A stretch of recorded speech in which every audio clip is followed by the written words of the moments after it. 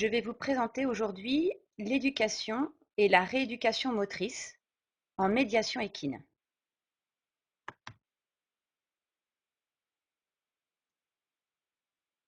Alors, déjà, on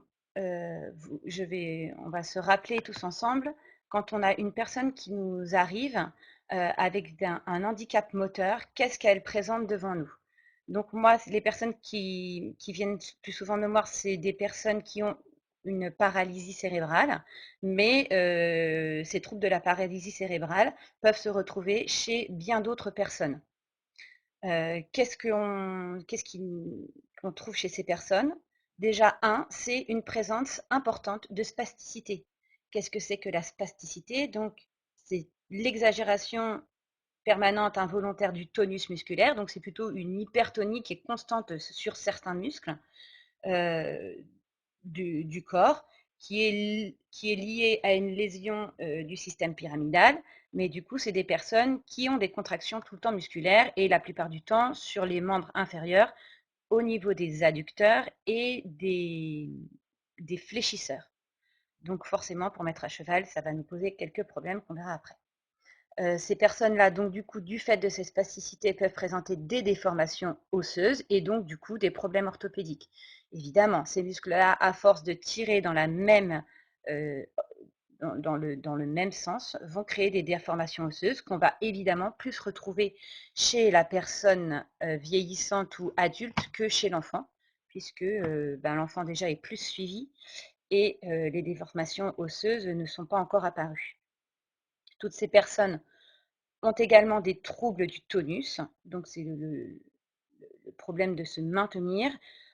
Donc soit c'est de l'hypertonie, c'est-à-dire qu'elles sont toutes rigides, toutes droites et le muscle ne se relâche pas et elles sont très très raides, ou alors de l'hypotonie, c'est des personnes qui sont vraiment toutes molles, qui n'ont aucune capacité de se tenir volontairement. Trouble de la commande volontaire, effectivement, vu que les muscles sont toujours en train de se contracter sans leur volonté à cause de la spasticité, les personnes ont du mal en fait à commander par leur cerveau un geste volontaire. Donc c'est très très compliqué pour eux d'avoir ce geste volontaire. Et ça peut être des personnes aussi qui du coup n'ont pas peu de force musculaire, puisque du coup les muscles n'en font qu'à leur tête et se contractent quand ils veulent. Voilà. Ça, c'est pour avoir à peu près le portrait des personnes qui se présentent à nous avec un problème moteur.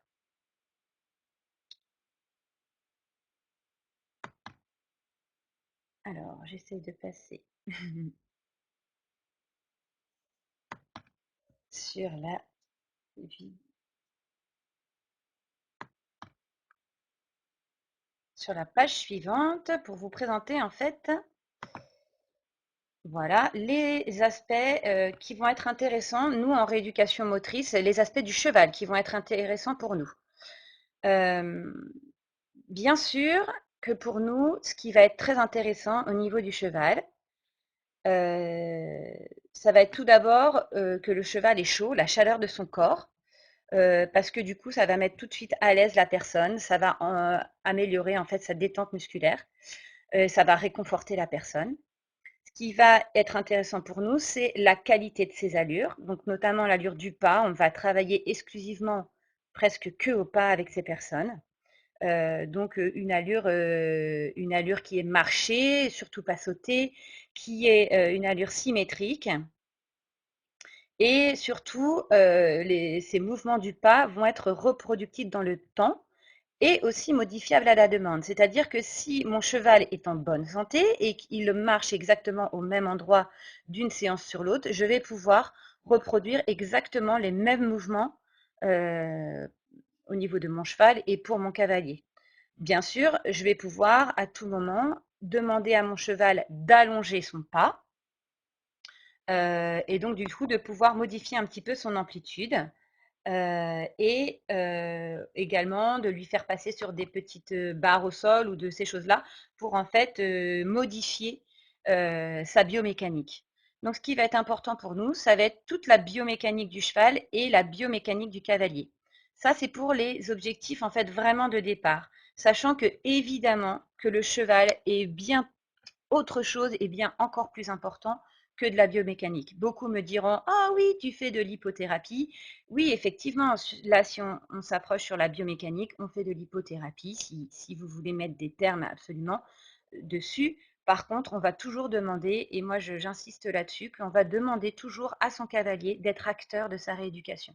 Et donc là, ça dépasse le champ de l'hypothérapie, mais donc celui de, vous l'appelez comme vous voulez, moi j'appelle ça de l'équithérapie ou de la rééducation par le cheval. Alors, déjà, on va s'intéresser sur le positionnement du cavalier sur son cheval. Je vais prendre, hop, mon petit marqueur. Donc plutôt d'abord sur cette première vignette, sur cette première image. Ce qui est important de savoir, je sais que c'est très stupide pour certains d'entre vous, mais en fait, ce qui est important de savoir, c'est que le cavalier, par rapport au dos du cheval, est vraiment assis sur son dos. Et donc, nous, quand on va positionner la personne, parce qu'elle ne va pas forcément être capable de se positionner toute seule, ça va être très important de la positionner sur le dos du cheval, non pas sur le rein, non pas sur le garrot. Et ce qui est très important de savoir, c'est que comme elle est positionnée juste après le garrot, le schéma qui va être reproduit au niveau moteur, au niveau du bassin du cavalier, et notamment cette inclinaison latérale, va être reproduit par rapport au mouvement des épaules du cheval et non pas des postérieures.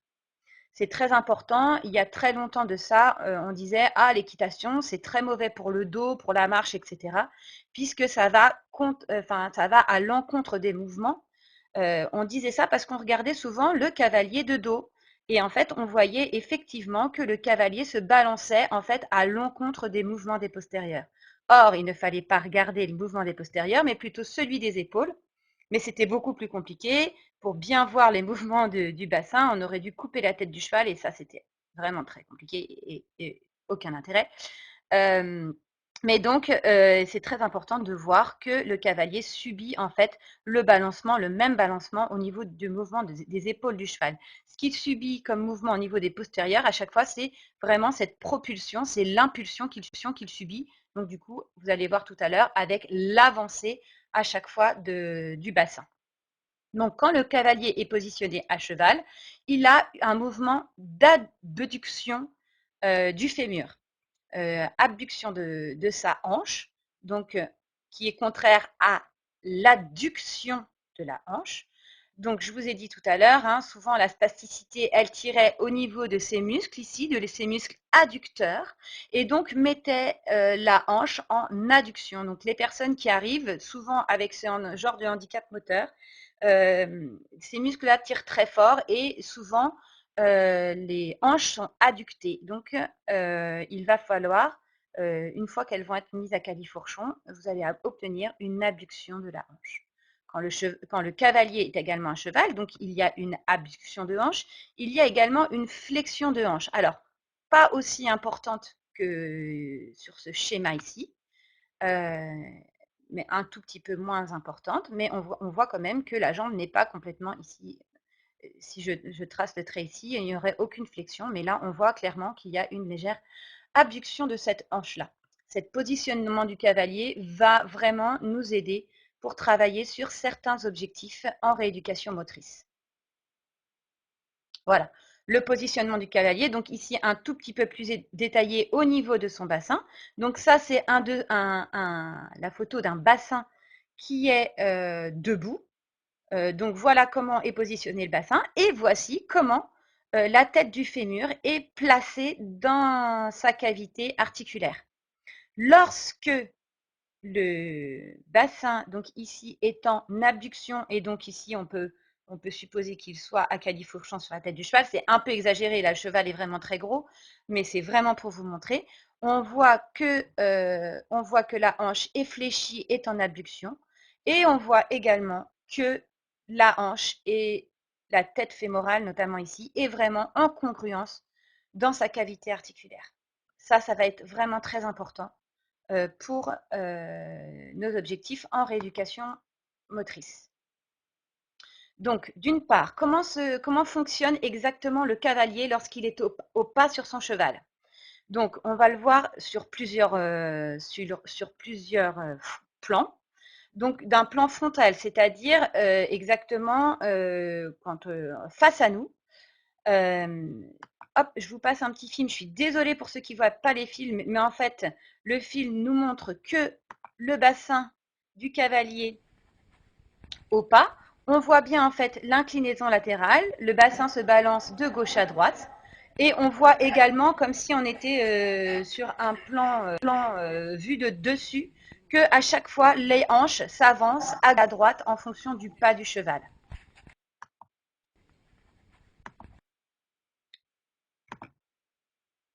Sur le plan sagittal, donc c'est-à-dire lorsqu'on voit la personne de face, on voit en fait un mouvement à chaque fois d'anté et rétroversion du bassin. L'antéversion, le bassin va basculer vers l'avant. La rétroversion, le bassin va basculer vers l'arrière. Et donc, vous pouvez essayer sur vous, là, quand vous êtes assis. Si vous basculez votre bassin vers l'avant, vous allez voir que automatiquement, votre dos ici se creuse et donc automatiquement, votre haut du corps se redresse.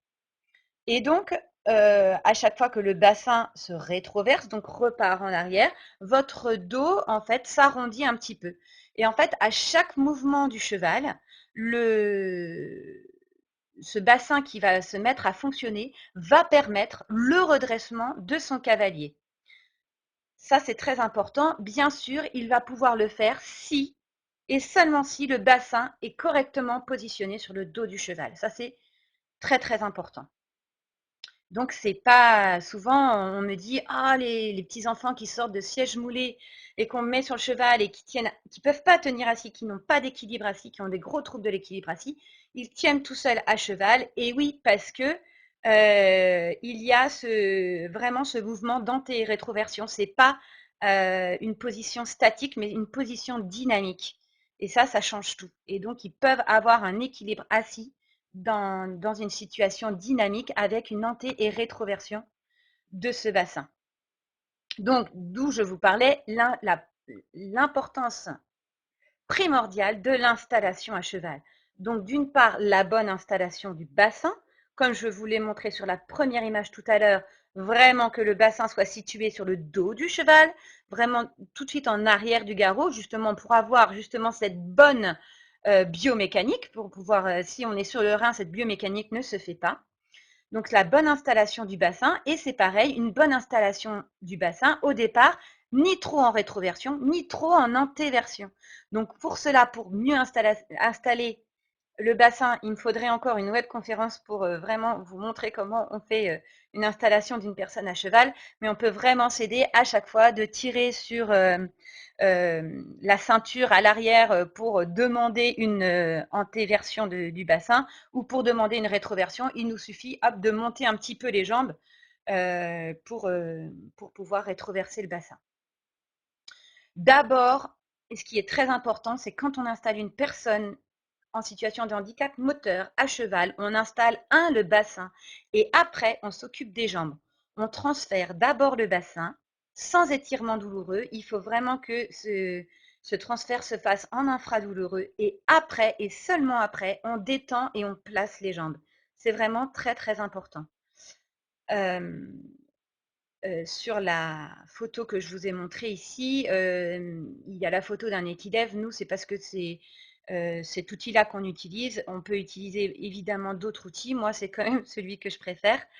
Mais vraiment, ce qu'il faut retenir, c'est qu'on positionne le bassin, même si la personne a un pied de chaque côté de l'encolure avec les deux pieds sur les oreilles du cheval, cela n'a pas d'importance. Ce qui compte, c'est le bassin.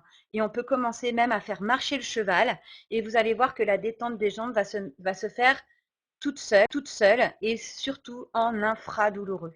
Ça, c'est vraiment très très important de ne pas tirer sur les jambes de la personne. Une fois que la personne est installée, du coup, sur son cheval, on va pouvoir, du coup, travailler sur nos objectifs en rééducation motrice. Donc, qu'est-ce qu'on va pouvoir travailler? Je vais essayer d'en détailler le maximum après, mais je sais que j'aurai pas le temps. On va pouvoir travailler sur la protection orthopédique des hanches, sur la détente musculaire, sur le travail de l'équilibration, sur le redressement et bien sûr le maintien postural, sur la musculation, et évidemment sur l'amélioration du schéma de marche. Je ne vais pas pouvoir tout détailler, voilà, je vais aller très vite et j'en suis vraiment désolée. Mais je vais essayer de faire l'essentiel. Protection orthopédique des hanches. Rupture du schème en extension. Ces personnes-là, elles sont dans un schéma de spasticité. C'est des schémas moteurs de spasticité. Et donc, elles sont soit souvent, la plupart du temps, soit en extension, la plupart du temps vraiment en extension quand même. Voilà. Et donc, au niveau des membres inférieurs, voilà un petit peu le schéma où elles sont. Elles ont les jambes un petit peu en X, comme ceci. Hein. On peut imaginer ici que la hanche est vraiment très ressortie et que du coup, le risque pour cette personne-là et également pour les enfants, dès leur plus jeune âge, c'est cette luxation de hanche, c'est-à-dire que la hanche va sortir de sa cavité articulaire. Si la personne reste tout le temps comme ça, sans séance de kiné, sans séance d'équithérapie, etc. Donc, c'est des personnes qui se présentent vraiment comme ceci, quand elles n'ont pas vraiment les deux jambes croisées, des fois, ça arrive aussi. Et donc, évidemment, la position à califourchon, comme ceci, met directement la hanche dans sa cavité articulaire et du coup, est tout de suite dans une protection orthopédique des hanches. C'est cette position que on essaye de reproduire lorsqu'on met les enfants en siège moulé. Vous allez voir, leur siège moulé, il y a toujours un plot d'abduction ici pour que les enfants puissent être tout le temps dans cette protection orthopédique. Cette protection orthopédique, donc du coup, se retrouve naturellement quand on met la personne à califourchon sur le dos d'un cheval. Donc, on peut travailler cet objectif en mettant juste à cheval. On travaille également la détente musculaire. Je vous promets que je n'ai pas triché entre la première photo et la deuxième photo. Je n'ai pas modifié la taille de mon étrivière. Mais en fait, donc du coup, ici, j'ai positionné ma personne à cheval. J'ai juste posé ses jambes de chaque côté de l'encolure du cheval. J'ai quand même réussi parce qu'elle avait pas trop de spasticité au niveau des adducteurs à faire passer son pied au-delà du quartier de la selle.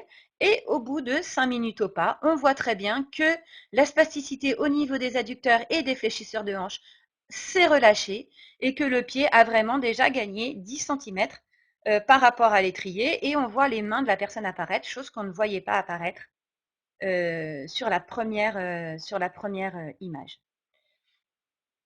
J'ai des petits films, mais je pense que je ne vais pas avoir le temps de vous les montrer. Une fois que la personne a pu positionner ses hanches, et seulement après, on va pouvoir travailler sur autre chose. Donc, j'installe bien ma personne. Après, on peut faire marcher le cheval pour travailler sur la détente musculaire. Et après, seulement après, on va pouvoir entamer d'autres objectifs, comme le redressement postural. C'est quoi le redressement postural? C'est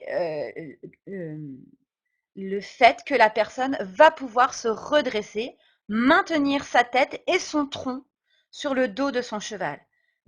Donc, elle va pour ceci, donc on a bien placé le bassin, on a détendu ses membres, et du coup, le bassin va pouvoir jouer son rôle d'anté et rétroversion, et donc pouvoir redresser mécaniquement le tronc de cette personne et la tête.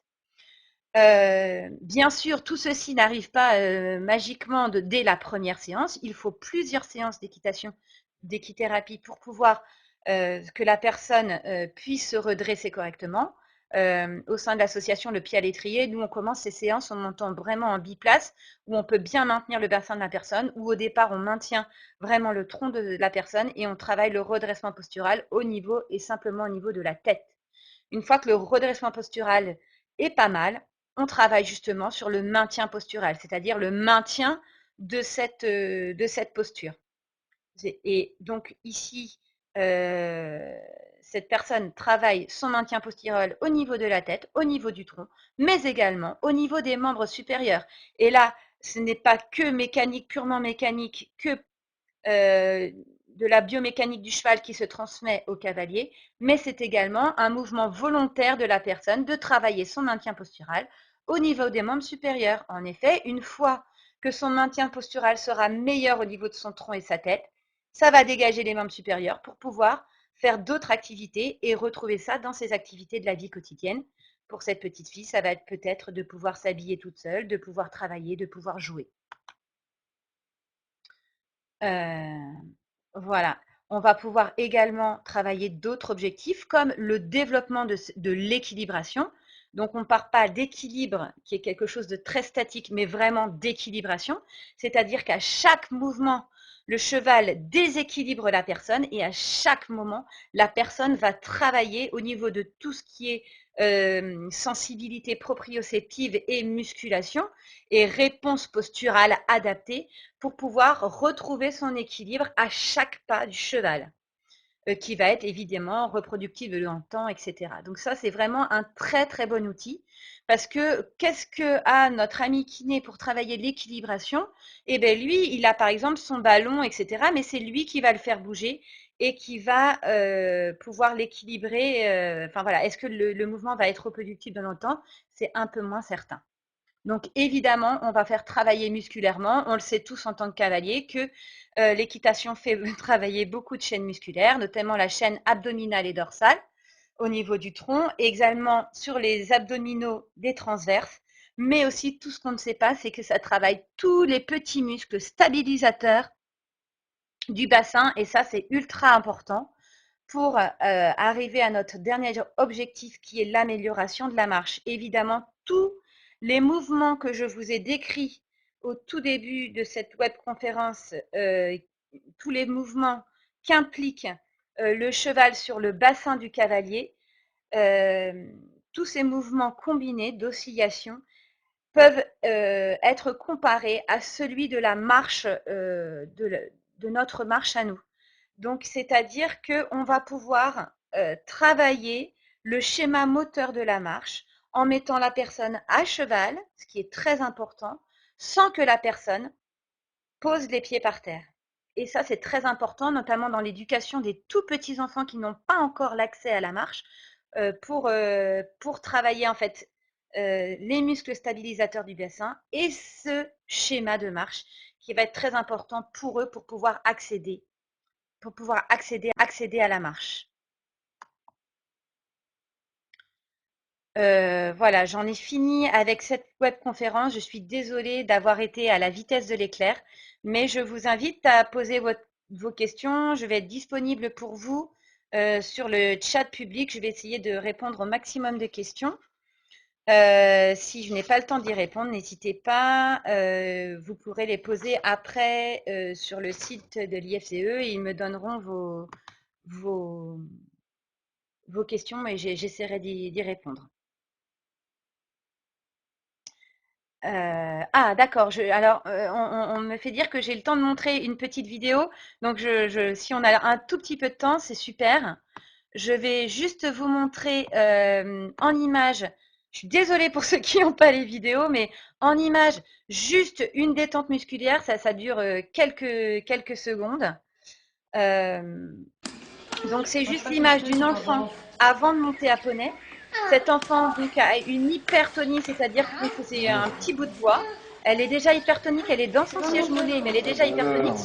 C'est son kiné qui essaye de la faire sortir de son siège moulé. C'est très compliqué. Il essaye d'avoir une flexion de tête pour pouvoir la faire sortir. C'est très très compliqué. Vous allez voir, cette petite fille est très tendue. On va la mettre à cheval. On va la mettre à cheval et vous allez voir que du coup, après 10 minutes au pas, cette petite fille, voilà, on la fait descendre de son cheval et est complètement détendue. Elle n'a plus tous ces mouvements parasites qui la gênent. On va la remettre dans son siège moulé. Voilà. Et donc du coup, cette petite fille n'a plus du coup ces mouvements involontaires. Elle est vraiment très détendue. Et je suis désolée, j'ai coupé la vidéo avant, mais en fait, on voit un vrai sourire qui apparaît sur elle. Et juste une dernière vidéo que je voulais vous montrer. Donc, de ce petit garçon qui lui aussi a une quadriplégie spastique. Moi, j'utilise des grands mots pour dire qu'il est paralysé cérébral. Mais du coup, on a vraiment fait avec lui tout cette évolution en fait de redressement postural, main posturale, détente des membres inférieurs, etc. Équilibration, on a beaucoup travaillé sur l'équilibre pour vous montrer qu'aujourd'hui, au bout de c'est sa 4e année de suivi en équithérapie. Il est aujourd'hui capable en fait maintenant de dissocier une main pour pouvoir diriger son cheval Voilà, donc ça marche plus ou moins bien encore, hein, on y travaille. Mais du coup, qu'il est capable de se maintenir tout seul, je reste à côté de lui pour la sécurité. Mais il a réussi maintenant à vraiment dissocier une main pour pouvoir diriger son cheval. Donc, nous, on est content, il sait diriger son cheval. Mais en fait, pour lui, ça lui permet bah, du coup maintenant de pouvoir mieux jouer et également, pourquoi pas, de pouvoir conduire un fauteuil électrique.